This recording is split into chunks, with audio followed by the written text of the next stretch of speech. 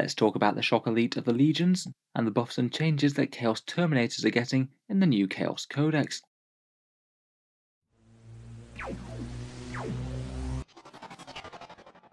Hello and welcome back to Warspets Tactics, where today we're talking about a few more leaks from Codex Chaos Space Marines. In this one we're going to be focusing on the Terminators, both the main squad and a couple of character choices. There's a few more leaked packaging datasheets coming out, and also there were a fair few bits that were talked about for Chaos Terminators in the big Chaos leak a little while back, and it's kind of interesting to see how the two marry up.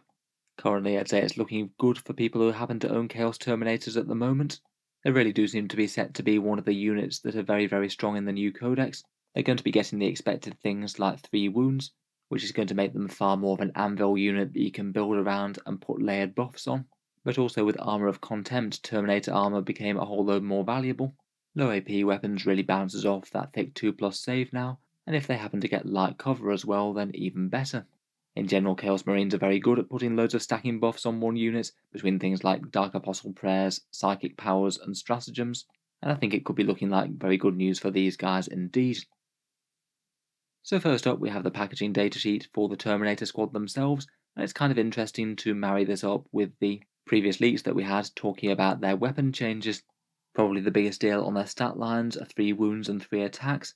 At the moment the Chaos Terminators are the only ones who are still wandering around with 2 wounds, and I'll be looking enviously at everyone from the standard Space Marine Terminators to the Grey Knights, Thousand Sons and Death Guard.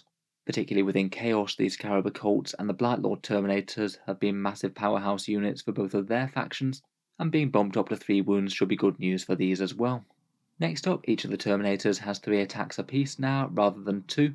This looks like it'll likely be folding in Hateful Assault, so a lot of the time it won't actually make too much of a difference, but in protracted combats it will be flatly better, as it means that you won't have to be charging or being charged to get that bonus attack. I do find it kind of interesting that they now have the same amount of attacks as a standard Chaos Space Marine base. A standard Legionary also has 3. And I must admit it is a bit curious to have the standard foot troops being exactly the same level of eliteness as the Terminators. I guess maybe they're seeing standard Chaos Marines as veterans of the Long War now, and are equally adept at fighting whether or not they're in or out of Terminator armour. It makes me very interested to see the new stats for Chosen whenever they're out. I believe that they were rumoured to have 3 wounds as a way to differentiate them. Otherwise, on their base stat line, just like the standard Chaos Marines, they also get a leadership bump. This puts them up all the way to a mighty leadership of 10 on the Sergeant. Quite nice for a unit that you might actually want to take a whole load of bodies for, and it would be quite sad to have your Shock Elite Chaos Marines running away en masse. You need to have a pretty decent turn of damage dealing, taking down 5 of these guys before there's any chance of one running away. Otherwise, for the weapon profiles, it's fairly standard stuff. They've got the profiles for all the various different combi weapons included. The Heavy Flamer, Reaper Autocannon, and the power weapons all seem the same. But perhaps the most telling thing is that there's no profile listed for the Lightning Claw, and they are bits that do come in the set. Generally with big complex kits like this, they do tend to list every profile that you can take, and there's also no profiles for things like the big Power Mace or the Chain Axe or anything. So I think that this really does add a lot of evidence to that rumour of accursed weapons from that big Chaos leak, in that all the Terminator power weapons are going to be consolidated into just one profile, and the only things that will be different will be the Power Fist and the Chain Fist for some more heavy duty work. The rumour from the Chaos League compilation was that accursed weapons are going to basically have a Power Sword profile, Strength +1, AP -3 and Damage 1, but also grant you 1 extra attack as well. So that means that your standard basic issue Terminator will be striking with a fairly mighty 4 attacks, all at Strength 5, AP -3 and Damage 1. And if you wanted some meteor fighting, then you could upgrade to the Power Fist to try and take down some tanks.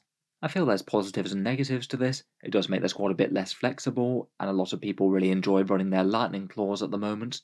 It depends a little bit what your exact target is as to whether or not these accursed weapon profiles are going to be better than standard Lightning Claws. The accursed weapon has +1 strength and AP -3, where the Lightning Claw has only got strength 4 and AP -2, but it gets to reroll wound rolls.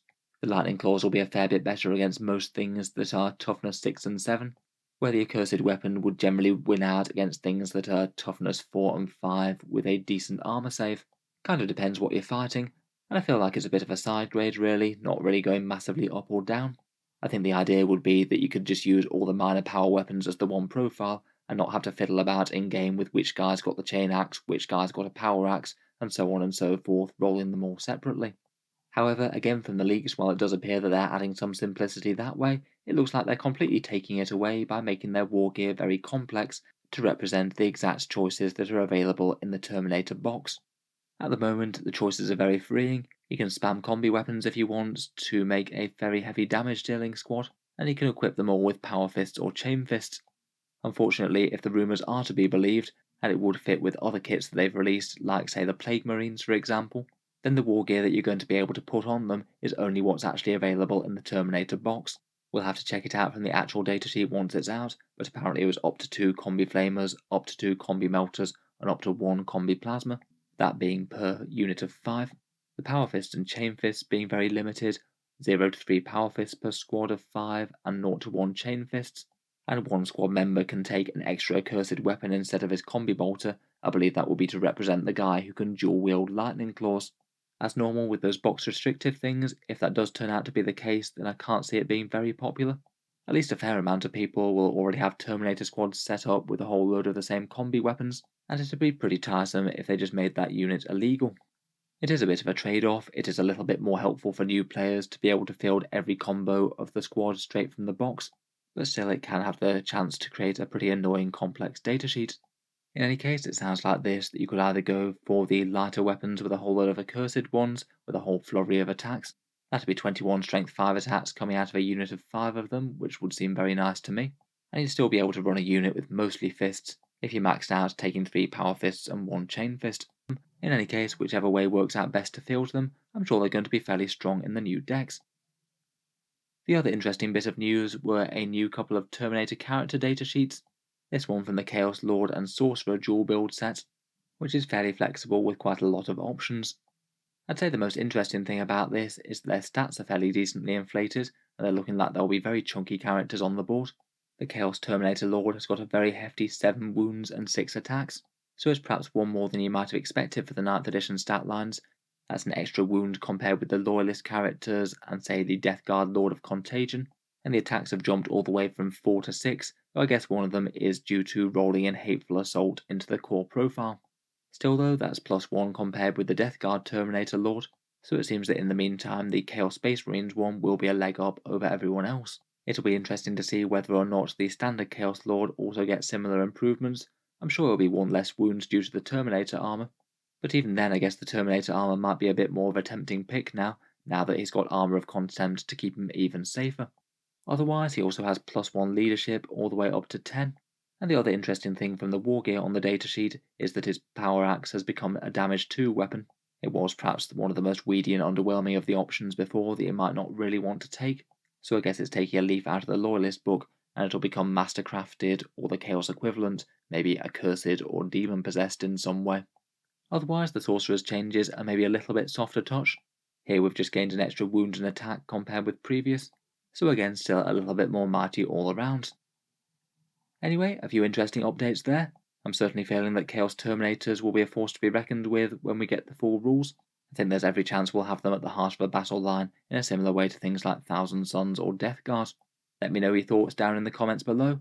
What do you make of the accursed weapons and the Wargear selection changes? If you've enjoyed the video, feel free to subscribe to Auspex Tactics. I do tend to post regular 40k videos just about every day. And finally, if you have been enjoying all the videos on the channel, I would just like to mention that Auspex Tactics does have a Patreon page, and you can find that down in the video description. Making all the YouTube content does take a fair amount of time and effort, and if you are enjoying quite a bit, then any support is enormously appreciated. Channel patrons do get a fair few advantages, including seeing certain videos early, regular votes to see what sort of things come next on the channel, and automatic entry into the regular prize giveaways with the chance to win some really big model kits each month. If any of that sounds good to you, or you'd just like to help support, the link is down in the video description. In any case, a massive thank you for listening, and I'll hope to see you guys next time.